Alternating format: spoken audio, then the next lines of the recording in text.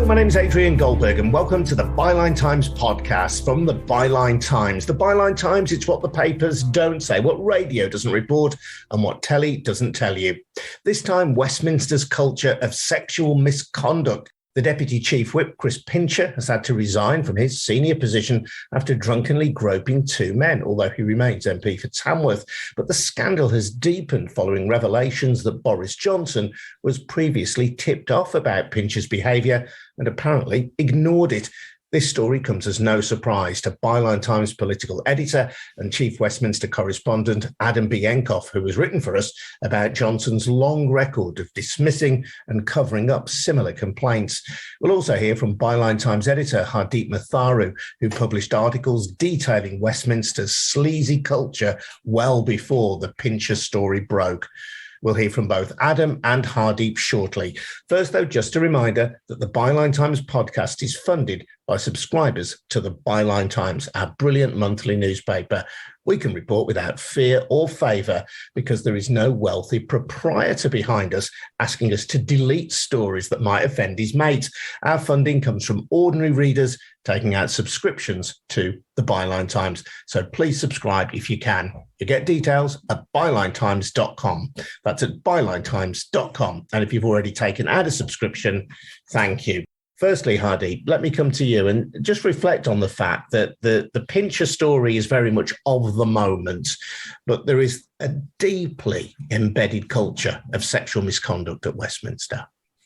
I mean, something that really sticks in my mind from reading this weekend's various news reports on the Chris Pincher scandal is something that Dominic Cummings, the Prime Minister's former chief advisor, has said, which hasn't been denied by Number 10, that Boris Johnson we used to say Pincher by name, Pincher by nature. And I really do think that just sums up not only this, the seriousness of the Westminster sexual misconduct scandal, but why it has become such an endemic crisis in the very heart of politics. In an environment where you would expect the highest standards being upheld in public life, you've actually got the opposite. You've got a normalized sort of culture whereby inappropriate behavior is going on, mainly towards women, also towards men. And there's a mix between that and power. They are the corridors of power, and how power is sustained, how that operates, and how one gets ahead in that world. So yeah, the Chris Pincher scandal is just, it's for the iceberg, as we already know, and Adam will be able to talk more about this. 56 MPs have some sort of allegations regarding inappropriate behaviour against them. There are various other examples that we've had just in, recent days and weeks of this happening at the hands of many other MPs. It's also an issue that crosses party lines. In this case, it's the Conservatives again, but this isn't an issue that's necessarily just to do with that. And I just think it's absolutely shocking if there was, in our daily lives, if there's any workplace where you have that proportion of people working there where this sort of behavior was happening, and then seemingly that's not being dealt with. If that was any other office or newsroom or sort of working environment, it would be deemed as completely shocking and something that has to be rooted out. So I think the same approach really should be taken with what's happening in Westminster, but it's not. And that's what's really concerning, that for a whole range of reasons, it's not being taken seriously. There's also been a backlash of sorts against, I know in 2017, it was sort of deemed the Westminster sort of scandal. There were new revelations there. There was the Me Too movement. It seems to have been a backlash against any awareness that was raised through that. And a very sort of masculine culture. There's a lot of gender inequality in how Parliament works. It's a man's world. And I think, yes, this speaks to yet another scandal with the Boris Johnson government, but it is so much bigger than that. But I do think we need to ask ourselves how, behavior of this sort intersects with power and politics? And why is it that seemingly so many people who are ending up in, the highest corridors of power indulging in this behavior? Why is that happening? Is it just merely being condoned?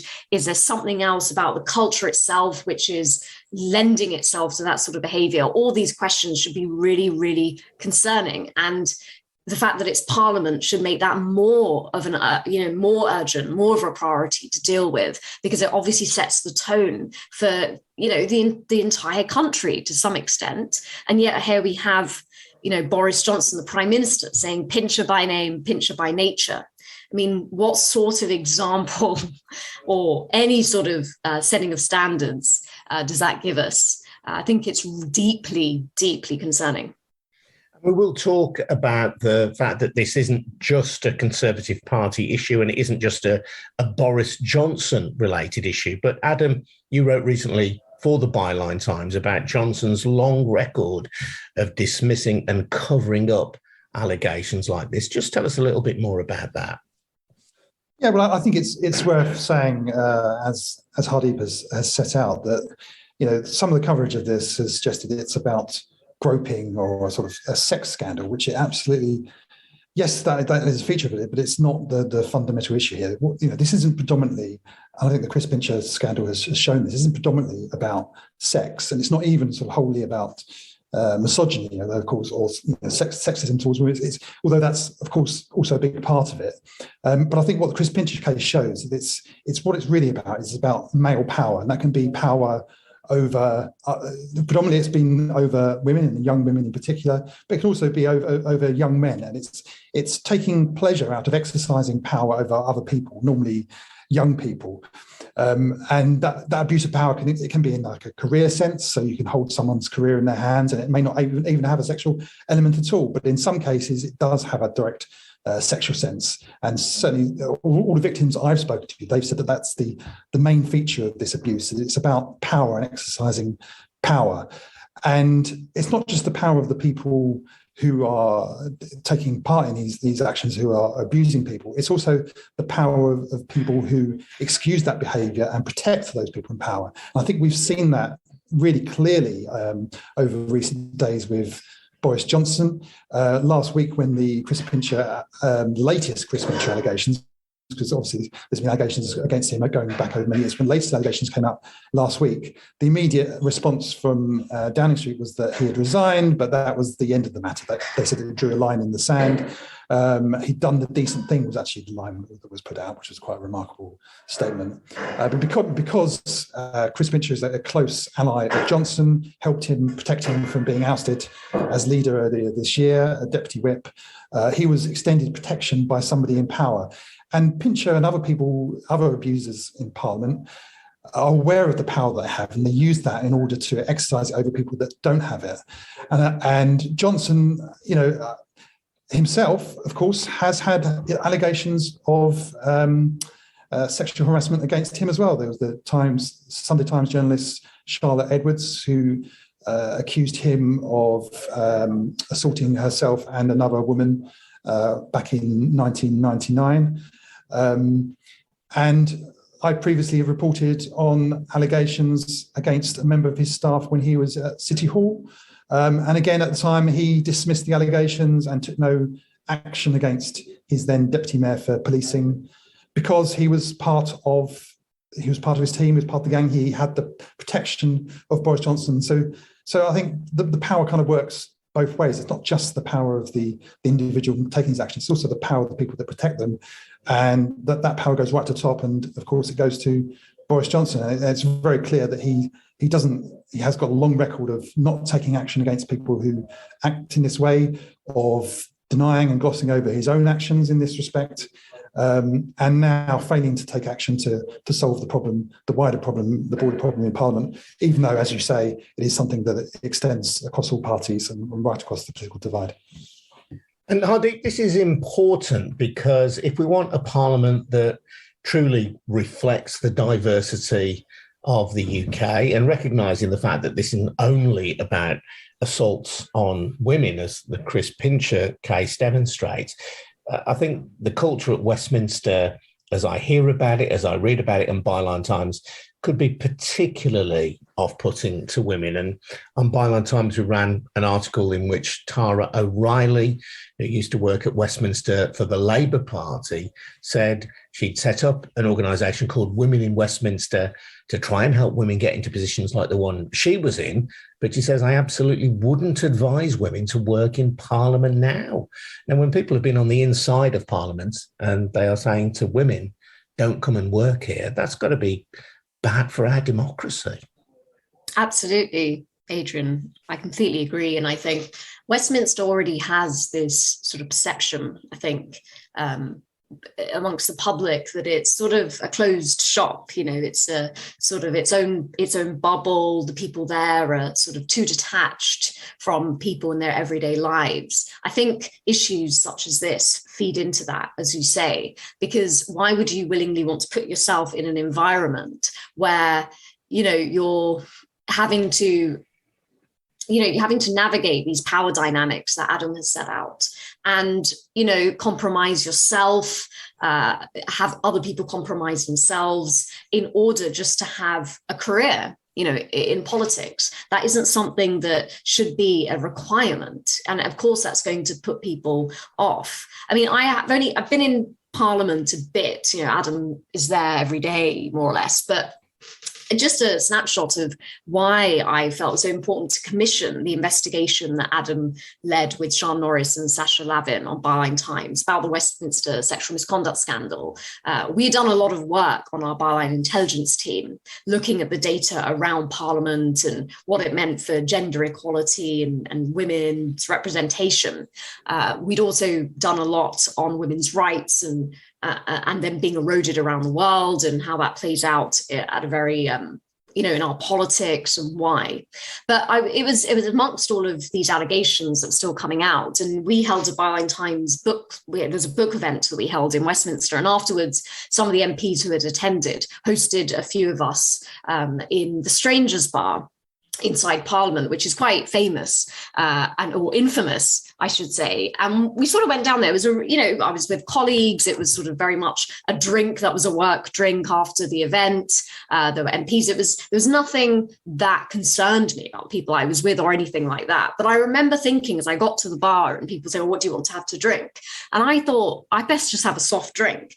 And you know, it wasn't, as I said, nothing about the people immediately around me that I found concerning. It was more that I've read and heard how many allegations there are against sitting MPs of sexual misconduct. And I can, you know, you do walk through Westminster, you do feel it's like a closed place. It's sort of a world within a world. It's very, you know, and there are certain codes and sort of things going on. You have to know how it all works. And I just thought this isn't an environment, quite frankly, that I want to be having a drink in as a woman, you know. And I went home and I found that thought alarming.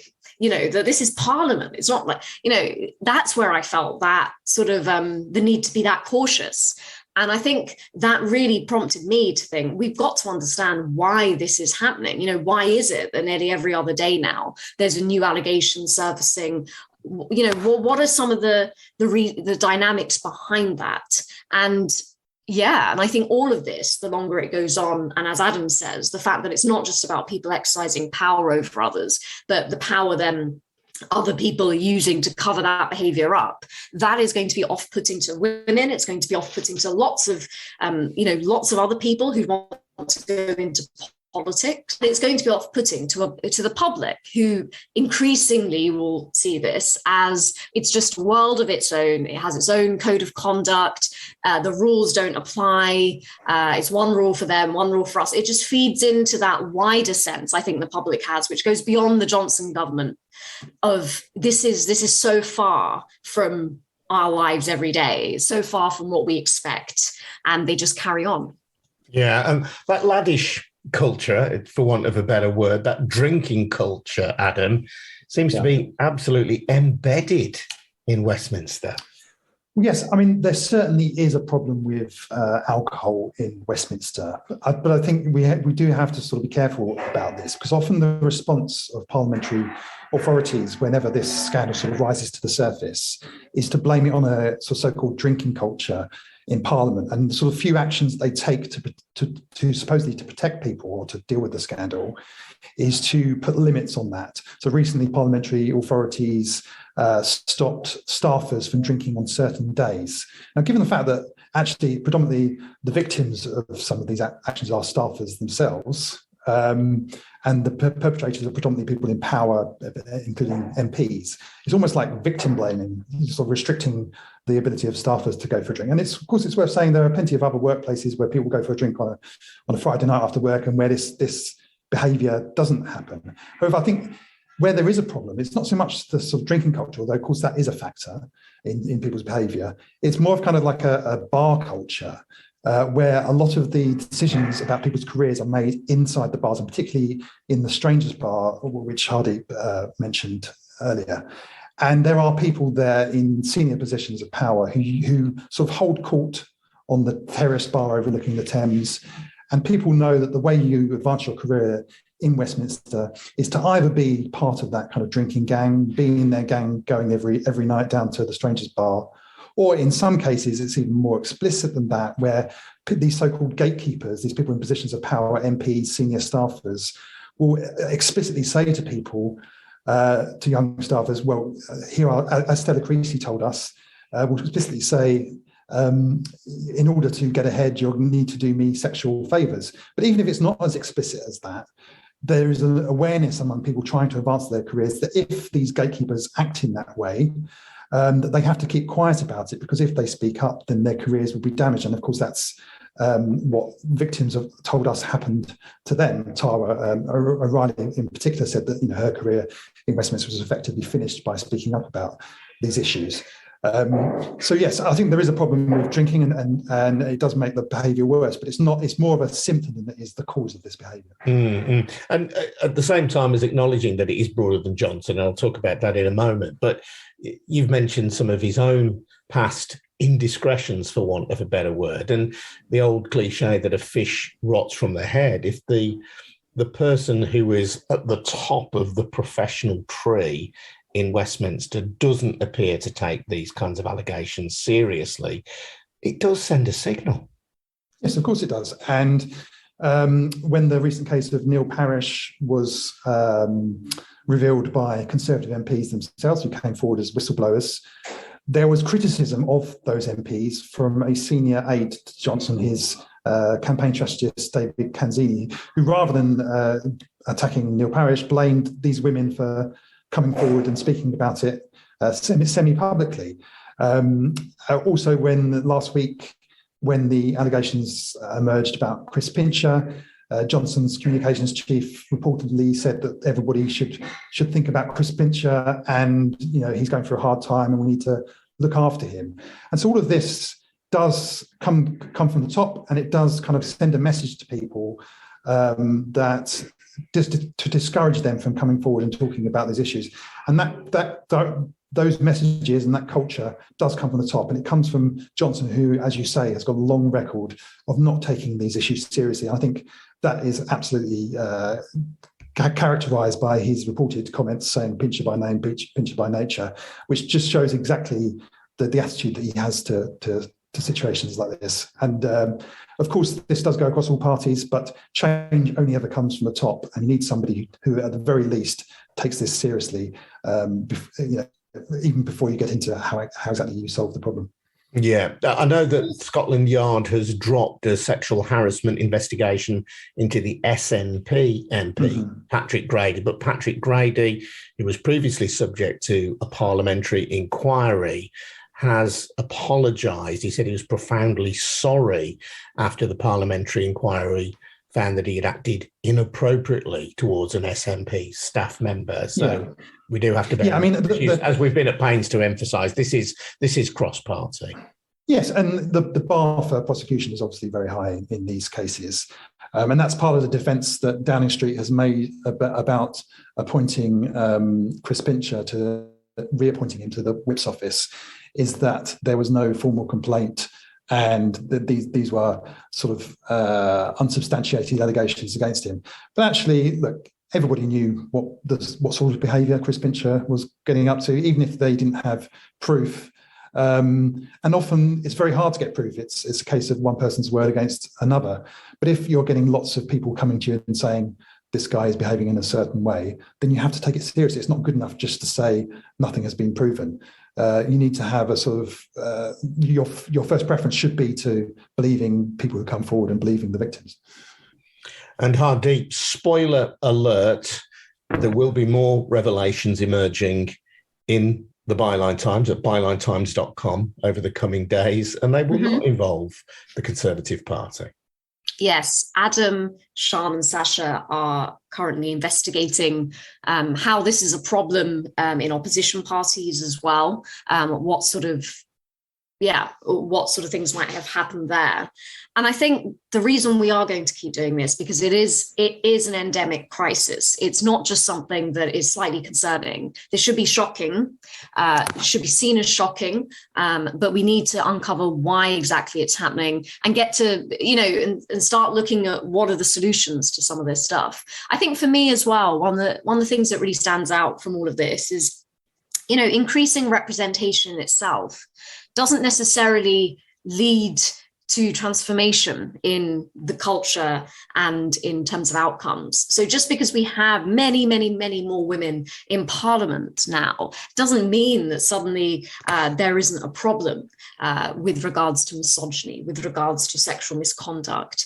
Indeed, it's a problem in our society. So of course it's going to be reflected in Parliament. But I think sometimes it's very easy to have that window dressing and to make that look more attractive. Whereas underneath, if that doesn't go hand in hand with a genuine change in culture, with a genuine change in how it is seen as acceptable to behave, and what it means to have genuine diversity of representation, then these scandals will keep coming up. One of the things that's been interesting is on the issue of race and sort of racial inequity in this country. We've spoken before about how the Johnson government in particular is very proud to have a front bench with a number of people of colour, the Home Secretary, the Health and Social Care Secretary, very prominent positions, and you have people from immigrant backgrounds. And whenever Boris Johnson is asked about, for example, the issue of race and some maybe sort of, outcomes for people based on sort of differences in outcomes based on different people's races and how that might be relevant to fixing some of these issues of inequity, all he really ever does is point to the front bench and say how, we don't have a problem because we live in a country where, secretaries of state are people of colour. But that doesn't necessarily at all deal with the experience of people who don't end up as the Home Secretary. And I think it's the same with women. Just because we have more women in Parliament does not mean that this problem has gone away. You think it would have prompted over the years changes, and in some respects it has, but that in itself does not lead to genuine transformation unless genuine transformation is the intent. And I think just, as Adam was saying, Boris Johnson at this moment is the man in charge.